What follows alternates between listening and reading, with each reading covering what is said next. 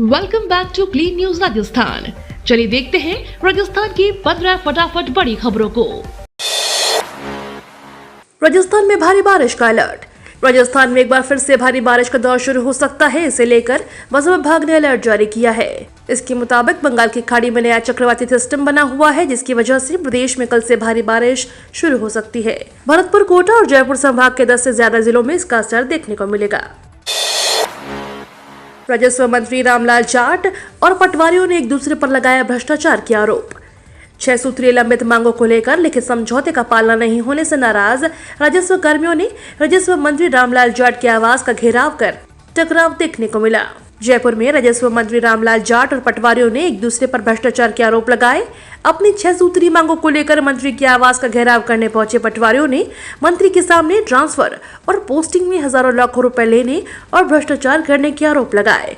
जवाब में मंत्री ने अपने भाषण में पटवारियों को सबसे ज्यादा भ्रष्ट बताते हुए एसीबी में सबसे ज्यादा इन्हीं के पकड़ने जाने की बात कही। राजस्व कृषि प्रोत्साहन नीति से बन रहे कीर्तिमान। राजस्थान कृषि प्रोत्साहन नीति से बन रहे कीर्तिमान खासतौर पर महिलाएं भी बिजनेस में उतरकर सफलता हासिल कर रही हैं। राज्य सरकार ने अब तक ऐसी इकाइयों को 396 करोड़ रुपए का अनुदान जारी किया है। कृषि प्रसंस्करण, कृषि व्यवसाय और कृषि निर्यात प्रोत्साहन योजना 2019 के तहत अब सार्थक परिणाम सामने आने लगे हैं। योजना में अब तक प्रदेश के 2600 करोड़ रुपए की राशि का निवेश हो चुका है। इस पर राज्य सरकार की तरफ से भी करीब 400 करोड़ रुपए का अनुदान दिया जा चुका है। दरअसल यह नीति ऐसे प्रगतिशील किसानों के लिए लाई गई थी जो अपने उपज को बाजार में बेचने के बजाय प्रोसेसिंग यूनिट लगाकर सीधे उत्पाद तैयार करना चाहते हैं। देश भर के 500 स्टेशन होंगे डेवलप। रेल मंत्रालय ने देश भर के 500 रेलवे स्टेशनों को डेवलप करने की योजना बना ली है।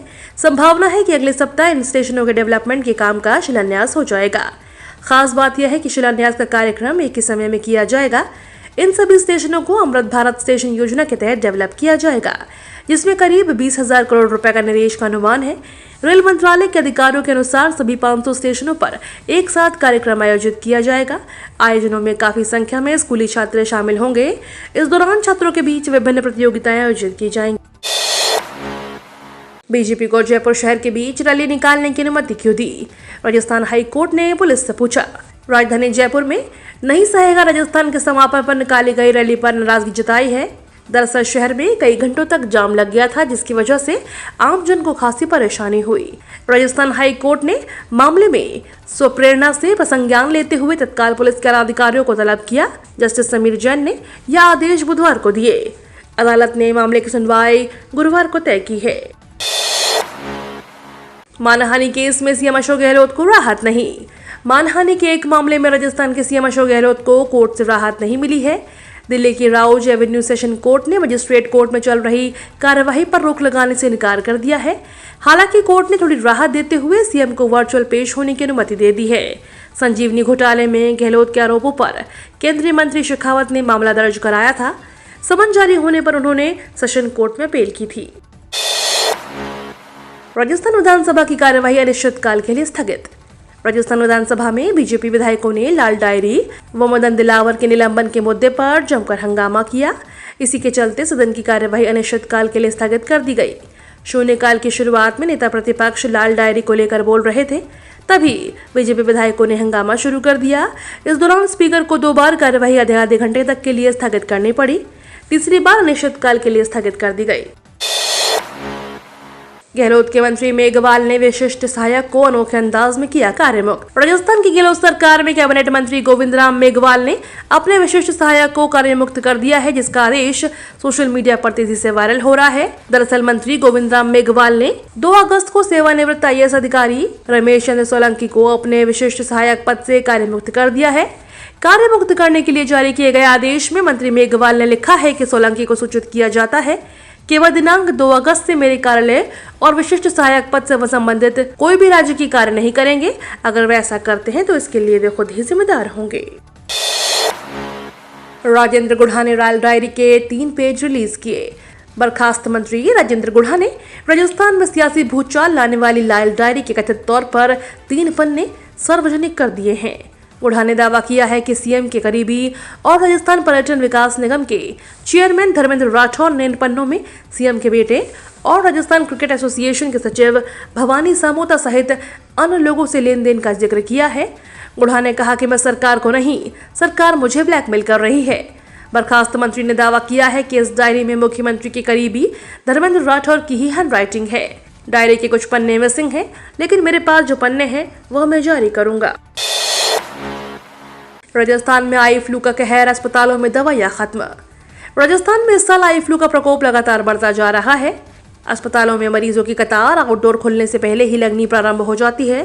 स्वास्थ्य केंद्रों पर हर दिन आंखों में ललीपन, चुभन और खुजली की समस्या लिए लोग पहुंच रहे हैं, जिसके चलते कई अस्पतालों में दवाइयों की भी कमी हो गई है। आई फ्लू के बढ़ते संक्रमण के बीच एसएमएस, जयपुरिया समेत अन्य सरकारी अस्पताल, डिस्पेंसरियों के अलावा बाजार में इस संक्रमण के बचाव के लिए काम आने वाली दवाइयों का टोटा हो गया है। इन अस्पतालों में डॉक्टर जिन दवाइयों का परामर्श दे रहे हैं वे भी यहाँ नहीं मिल रही हैं।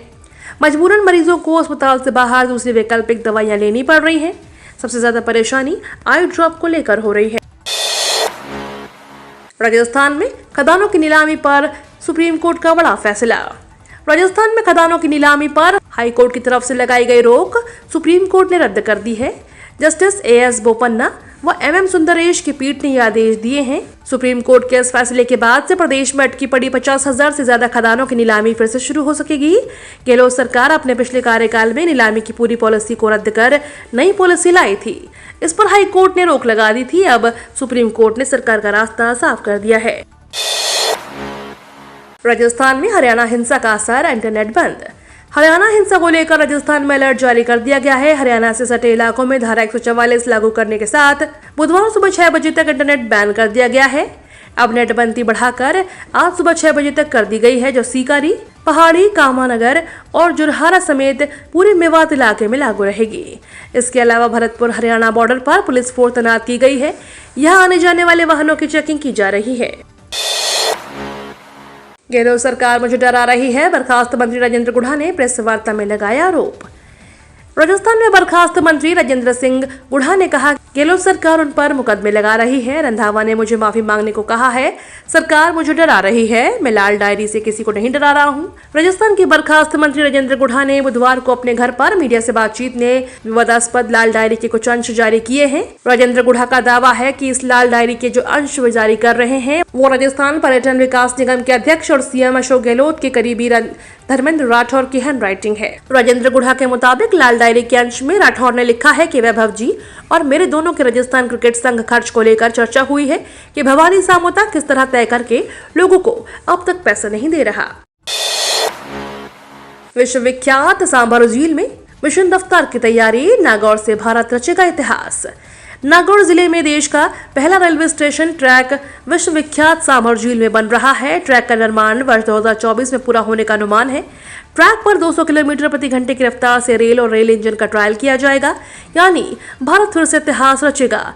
इस पर कुल 819 करोड़ रुपए खर्च होंगे।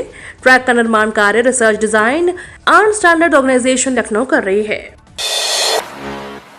रॉ एजेंट बनेगी सीमा हैदर, ऑडिशन भी दे दिया। राजस्थान के कन्हैयालाल हत्याकांड पर बन रही फिल्म में पाकिस्तानी महिला सीमा हैदर रॉ एजेंट बनेगी। इसके लिए प्रोड्यूसर अमित जानी अपनी टीम जानी फायरफॉक्स के साथ सीमा और सचिन के घर पहुंचे। अमित ने सीमा को film a tailor murder story में भारत की तरफ से रॉ एजेंट का किरदार निभाने का ऑफर दिया है। इस पर सीमा ने कहा कि मैं इस फिल्म में काम करने के लिए तैयार हूं, लेकिन मुझे पहले ATS से क्लीन चिट मिल जाए। ये तो थी राजस्थान की बड़ी खबरें। रोजाना सबसे पहले अपडेट पाने के लिए क्लीन न्यूज राजस्थान को अभी सब्सक्राइब करें।